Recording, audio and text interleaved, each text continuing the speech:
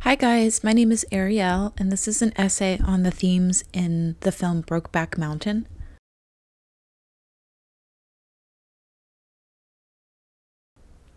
We open on a darkened landscape, a truck traveling down a road. It's a machine carving through nature. And it's right that our main character, Ennis Del Mar, the tragic hero of this tragedy, appears from this. It doesn't take long for his counterpart Jack Twist to arrive in a truck as well. But his truck backfires. Jack has trouble with machines. Rightfully so. But he doesn't have trouble with eye contact. He knows who he is. He knows himself. He isn't afraid to look either, isn't unsure of introducing himself. He's pretty sure-footed in his gentle approach. Ennis, on the other hand, avoids any engagement.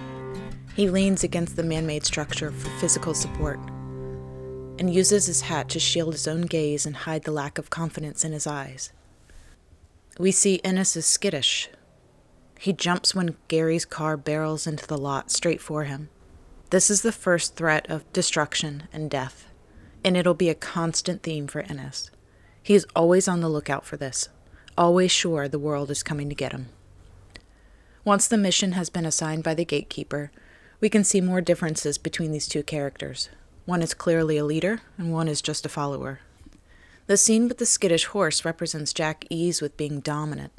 He's obviously a gentle, friendly guy based on his openness at Gary's office and the bar scene.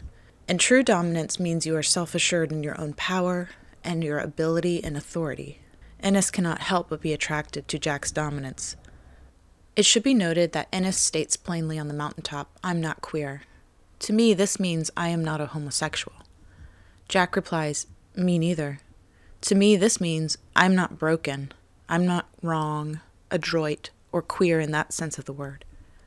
I'm not implying the characters actually mean this, but rather this is how it can translate thematically. Ennis is refusing himself. Jack accepts himself. They are both enjoying each other's company in this open landscape. There is an easygoing, simple life that they're getting a taste of away from civilization. One might say they're both searching for fun, companionship, and openness. Man, that's more words than you spoke in the past 2 weeks. Hell, that's the most I've spoken in a year. Nature and landscape play an important role in this film.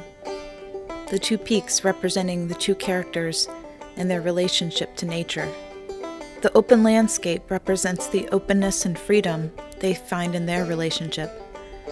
And there's beauty here in the simple life. There's no doors or windows like we'll find in town. It's a type of Eden or utopia, a heaven on earth. There's also religious imagery here with the sheep that they are herding. And the world ends. It feels like you and me to march off to hell. Speak for yourself. You may be a sinner, but I ain't yet had the opportunity. And just like that, it's all over. Their time on the Big Rock Candy Mountain has come to an end, and they're expelled from paradise. What are we supposed to do now, huh?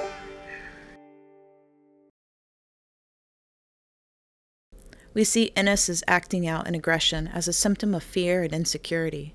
Love is not always warm and fuzzy, and there's part of him that blames Jack for the way he's feeling. We see the despair in both the characters, but it's most pronounced in Ennis, who's been hiding his feelings the whole time.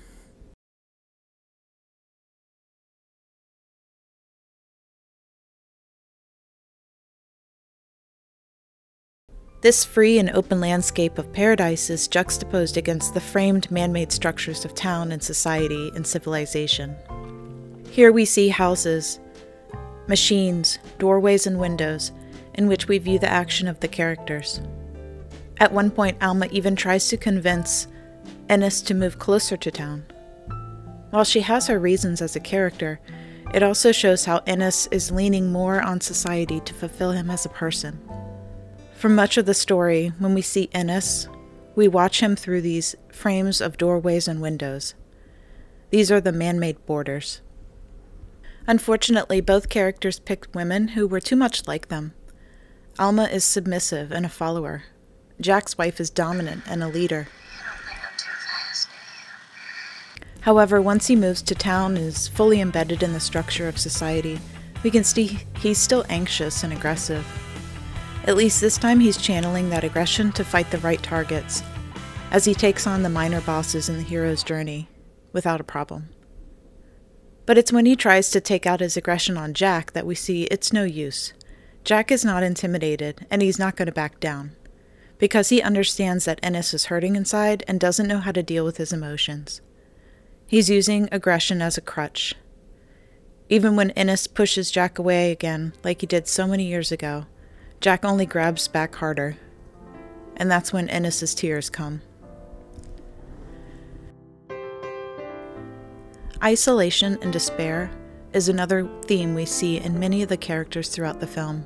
And I think one of the unique things that the director does is to show the characters to the side of the frame so we can see this kind of big empty space near them. The reason there's so much isolation and despair is because there's rejection, mostly from Ennis to other characters in the story. Jack is always the one in pursuit. Two guys living together? No way. Ennis is always making excuses as to why he can't be with Jack. Even when his marriage falls apart, it's pretty clear that there's nothing holding him back except himself. I can't be with you. Boom.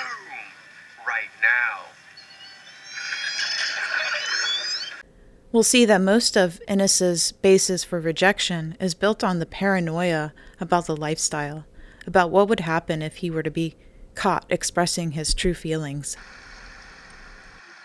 You ever get the feeling, I don't know, when you're in town and someone looks at you, suspicious, like he knows, then you go out in the pavement and everyone's looking at you like they don't know too?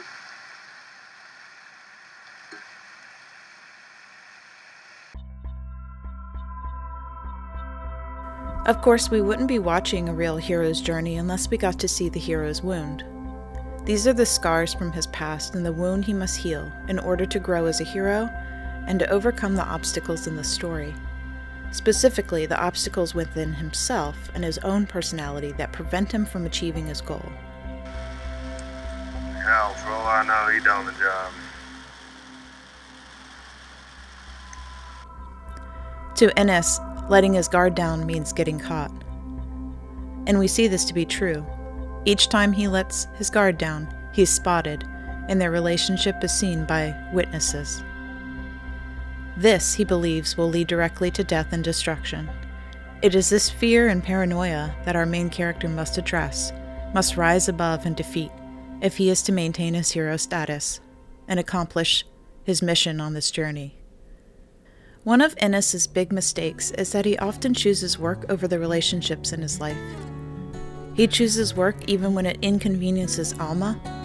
He chooses work instead of prioritizing his relationship with Jack. He even chooses work when it comes to the relationship with his daughter.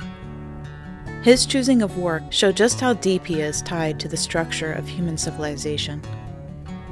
He may claim it's a sense of duty, but really it's just an excuse. Making a living's about all I got time for now. After many years of excuses, Jack faces the final rejection.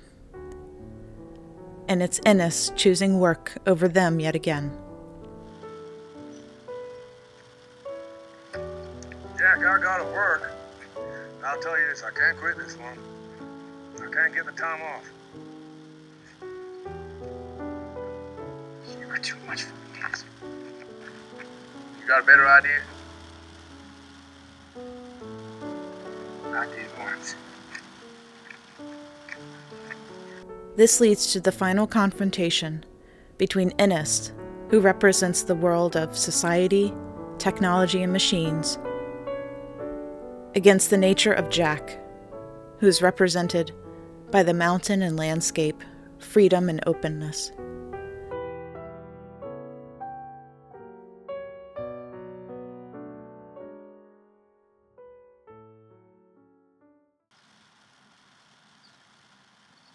Hello? Hello? Hello? Was he buried down there? Knowing Jack, it might be some pretend place where bluebirds sing and there's a whiskey spring. As we come to the end of the story, Ennis must face the final boss, who takes on the form of Jack's father. It's pretty apparent in the dialogue, Jack's father knows all about his son and his activities. The question we have as an audience is whether Ennis is prepared for this big battle. Unlike most other scenes in the film, he's no longer skittish, and he's not fidgeting. He's calm and collected. He sits very still and doesn't really break eye contact. There's nowhere left to run and hide, and now, due to Jack's death, he really has nothing left to lose. And it's upstairs in Jack's childhood bedroom that he finds the truth of their relationship and the true cost of his mistake. Jack really did love him from the very beginning, and this is represented symbolically by the shirts they wore on Brokeback Mountain, which have now been intertwined and stained with Ennis's blood. Ennis pulls the shirt close. He has a deep well of pain and suffering that has always existed in him, but now he can express it, and not just through the lens of aggression or denial. He's in pain, and he's finally allowing himself to actually feel it. This is the best thing he can do at this point to honor his relationship with Jack. At the end of the film, we've come full circle. We see a car driving in a dark landscape. It's Ennis's daughter traveling to meet him. In the beginning, it was Ennis traveling towards civilization. Now, people must venture out into the landscape to find him. I love the way this film shows the passage of time in this 20-year-old story by showing the children getting older in various scenes throughout the film. First, we see them as infants. Then we see them as children swinging. And they grow up to be teenagers. Until the final scene where we see the child is no longer a child. She's growing into a young woman. She's got her own car, her own love life, and is preparing for marriage herself. At first, he retreats into his impulsive old ways. The invitation to his daughter's wedding surely unnerves him. Alma will be there, Alma who knows his big secret. And he'll be required to participate in a large social event where there are expectations. But our hero has truly learned a lesson. He has changed. He retracts his initial refusal that he has to work, and instead prioritizes his loved one, his daughter. The change may seem minor, but it was the most important thing for him to learn. Nothing in the film is done by accident. Even this scene where she leaves her sweater. Ennis is folding it carefully with reverence. It's an echo of the scene we saw before. It's a reminder of what he did with Jack's shirt.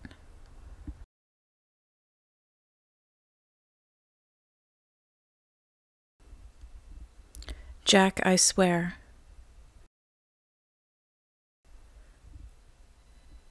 It's a perfect ending line to this story.